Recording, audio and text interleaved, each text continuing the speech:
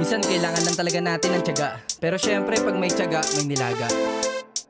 Cause we already na, palagi merong bagong matututo ka. Good day guys, so meron tayo ditong Aerox B1. So papatrabaho nito ay Reodo. Okay, so sisya na kayo, medyo paus ako guys ha. Kailangan lang natin itong simulator, itong module, then software. Okay, so gagawin natin ngayon, kakalasin muna natin to, itong mga tornilyo, para matarget natin yung pinout. Ito guys, sa pinout to, makikita nyo to sa apps ko. Pag bumili kayo ng apps sa akin, makikita nyo yan. So yan yung pinout nyan, yan yung kanyang guide, at ito yung kailangan natin ngayon nakunin para makita natin yung stock na Odo. Papakita ko sa inyo gamit yung simulator, yung before niya bago natin siya i-re-Odo. Okay, so sundan na lang guys yung mga sunod kong gagawin. Okay guys, so nailagay ko na yung pinaka positive at negative sa likod gamit yung ating simulator. Ayan, Odo simulator. So select natin sa Yamaha, then i-on, then tingnan natin yung kanyang Odo before. Ayan. So ang Odo niya ay 75,440. Ngayon i-re-Odo natin siya to mababang Odo. So sundan nyo lang guys, sunod natin gagawin.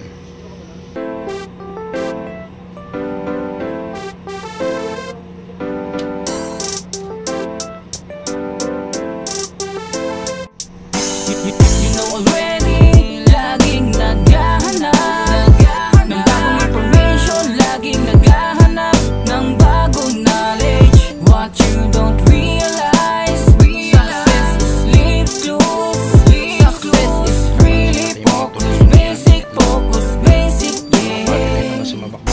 Ako'y nagsimula kung saan merong objective, malinis ang hangarin, yun ang aking perspective, intention. Okay guys, so ito na yung panel. So ito yung ating point. Gagawin lang natin dyan, itong pikit rin natin, makikita ko yung arrow. Yung arrow na yan, itatapat natin sa letter R. Ayun o, may R na yan o. So sakto lang yan dyan guys. Ayan. So kung kailangan nyo to, available naman sa atin to, bili lang kayo sa akin. Tapos may free tutorial yan, itatapat nyo na yung R sa arrow. Tapos tusok nyo lang. Ayan. So nakaganyan na siya. Okay, so nakatusok siyang ganyan. Ingatan nyo lang LCD ng board ay ng mismong panel, baka magasgas kayo. Nilagay ko doon sa ilalim. So ngayon papasok tayo sa software. So punta tayo sa tool, tapos check communication tayo. Tusok muna tayo. So dapat may power siya. Ayun o, iilaw yung dalawa na yan. Then check communication. Okay, so pag connected na siya, pupunta ngayon tayo sa read. Ayun o, re-read natin siya. Ayan. So pag no device, ibig sabihin kailangan natin uli siyang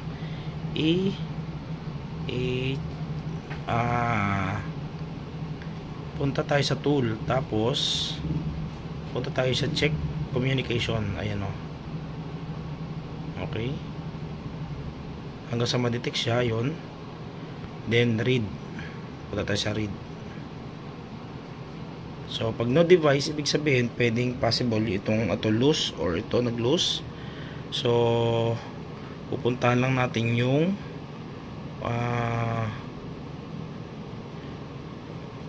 same lang ulit-ulitin lang natin yun. Tapos i-check, kaya bunutin natin ito, lipat natin ng port yun. Tapos check ulit tayo ng communication. Ayan. Then read. Kasi pag nag-connected na siya, mariread na natin siya. Ito pala, set pala natin sa pinakamababang voltage. Ayan. Set natin sa pinakamababang voltage to. Ang pinakamababa niya. Ayan, 2.5. Okay, tapos check ulit tayo ng tool or check communication. Ayun, device found naman. Tapos magre-read lang tayo. Okay, so read. So nagdi-device siya. Check ko muna itong mga linya bakit nag-disconnect. So tanggalin muna natin. Ayan. So try natin i-reset. Ayan, long press natin to pag ayaw ma-detect. Tapos tool, check communication. Ayun, so naman siya, naka-detect naman siya. So good naman. Okay, then read lang tayo. Tusok natin dito ulit.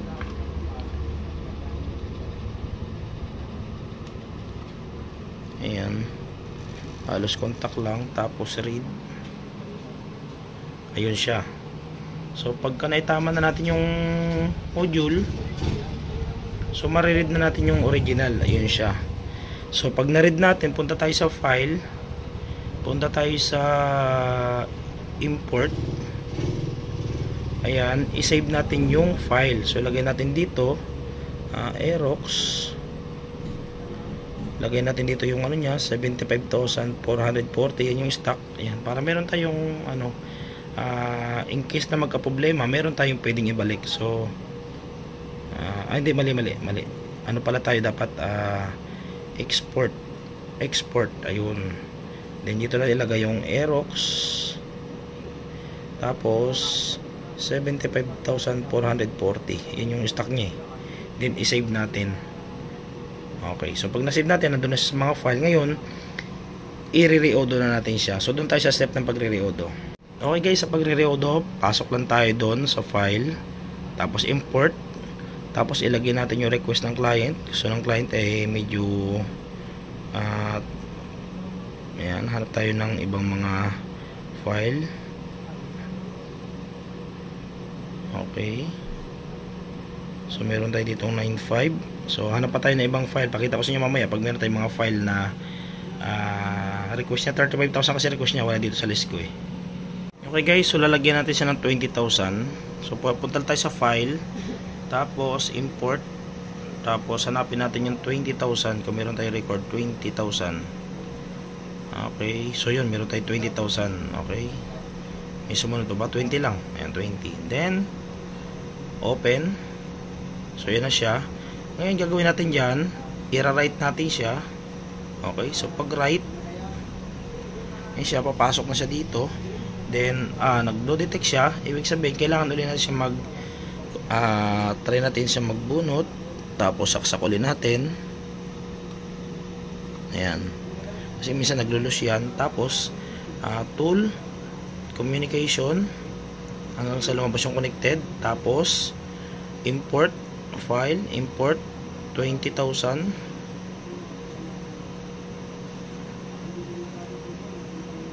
Ayun, hex yan. Tapos open, tapos device not loaded. Okay, so ulitin natin. Import, tapos minsan talaga maabot sa ganito katagal, minsan mabilis lang siya. Okay, so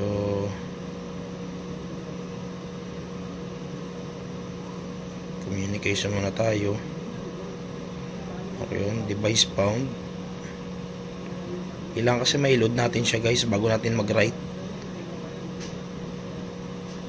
Ayan, nagpa-file siya. So kailangan nating ayusin yung mga pin. Ayan, kaya read muna natin. Pwede tayo mag-read. Ayan, read. Ulitin natin yung read, tapos write. So not detected siya, ibig sabihin naglo-lose. Ayan, so pindot natin ulit reset, tapos pindot natin dito. Ayan, tusok natin dyan. Tool, check communication. Ayaw ma-detect. So pwede natin exit yan. Ulitin natin, buksan yung software.